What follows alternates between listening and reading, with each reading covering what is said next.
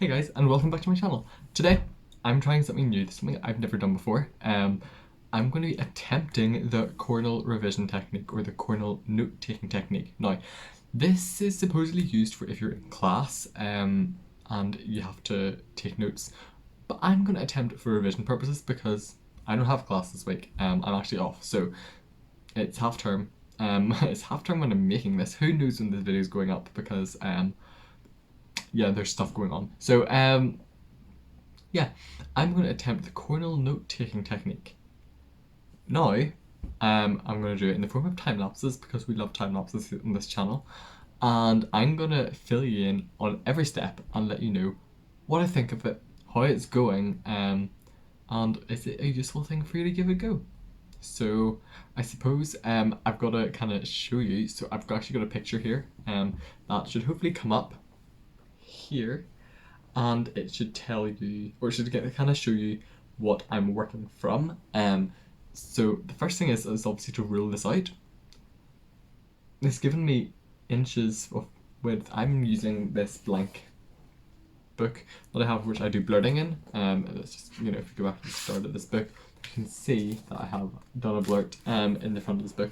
So this is my blurting book, but we're gonna have a wee go at this Cornell note-taking technique because I have to teach myself the I this half term, and there's gotta be some kind of way of me learning it. So yeah, there's gonna be some revision on the I.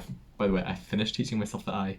I'm now going back over it. So before we get into the first step, don't forget to like, subscribe, leave a comment down below, do all that great stuff. And now, let's go to ruling out this page.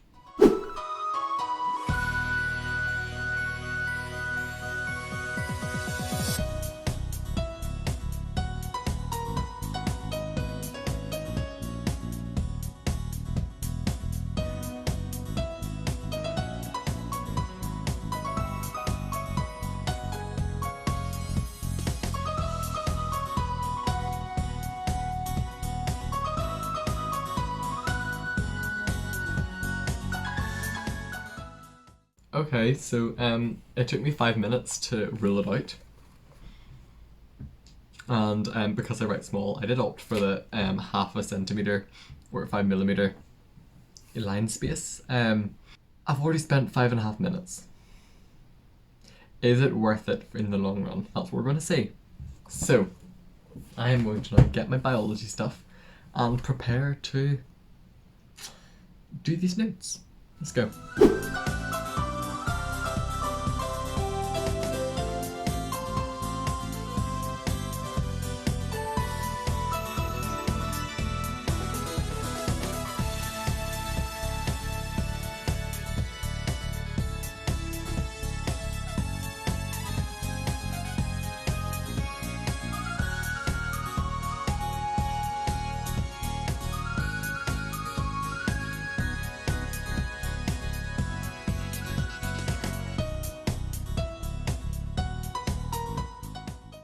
So, we're now at this point, so I almost actually got the whole way through the chapter. It's just a short chapter on the I. Is it like a half a page? Not even, there's actually about 3 sentences left, which I might just slot in the summary.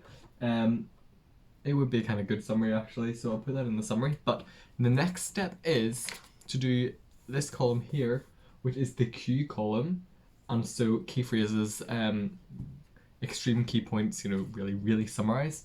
So that's the plan. That's what's gonna go down next. So let's go back to time lapse.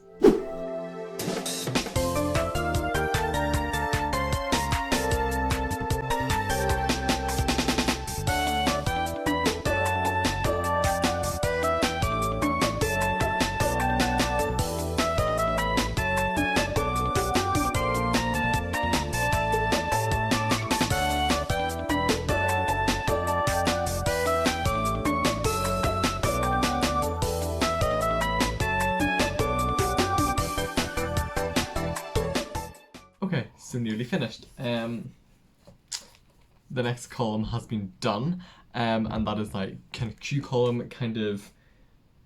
I used it more for diagrams and explanations really, because in the main thing there wasn't really much room for diagrams, so I put them in the wee side bit, and Interesting. It is interesting. I'm kind of liking how it's coming together. I also you saw I used a different multicolored pen because I have multiple. I have multiple multicolored pens, and why not make use of them? So, yeah, the last bit is the summary section. So we're gonna attempt to summarize everything into that, and then light, hello, hello. Then I'm going to attempt to give you a summary of the entire revision technique and tell you what I thought about it. So, let's go to the final time lapse.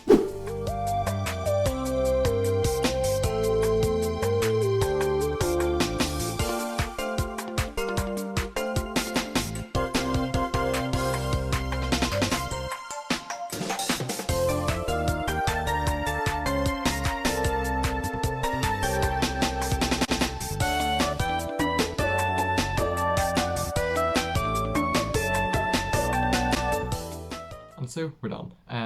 Enjoy the cinematic shot I took of the notes here. And what do I think about them? Well, first of all let me move up the chair. Well, it did take me 5 minutes to rule out the things at the start.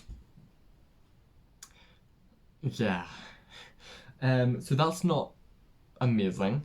I would rather. I bet you could print them out actually. If I do find things to print out, I will link them down below. But I bet you can print them out because that took a lot of effort to rule it out.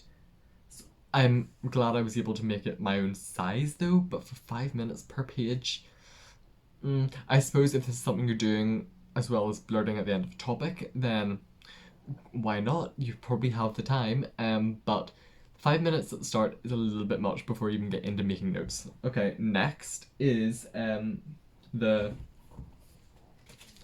information section. So I like that. I like having a certain area for all your information summarized, bullet points, all bullet points, where you saw my little arrow bits. That's what I do when it says something leads on to something else, or which leads to. That's kind of what my arrow means.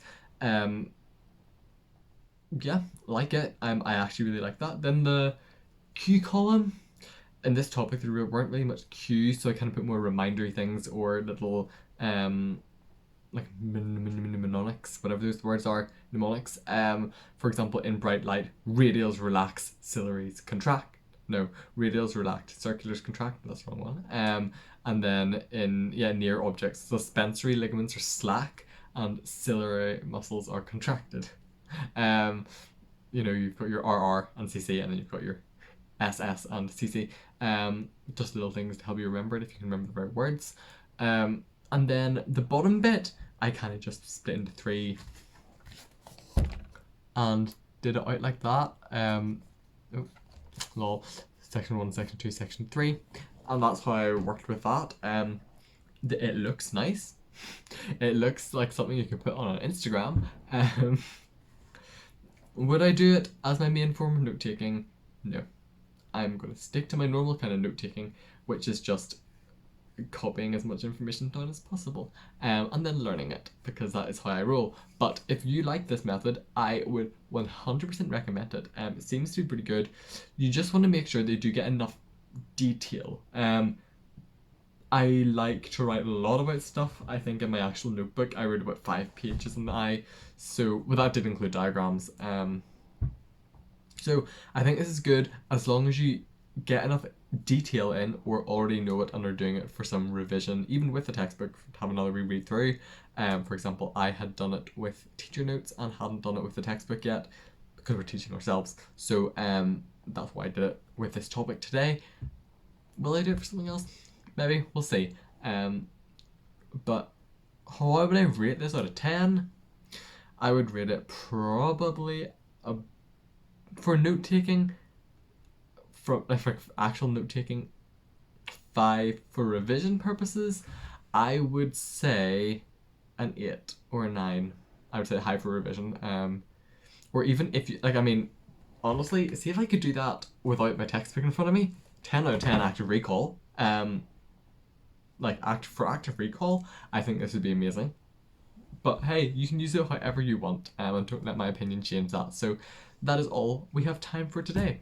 If you like this video, like, subscribe, leave a comment down below. Do all that great stuff, and thank you all for watching, and I'll see you all again in the next one. Bye.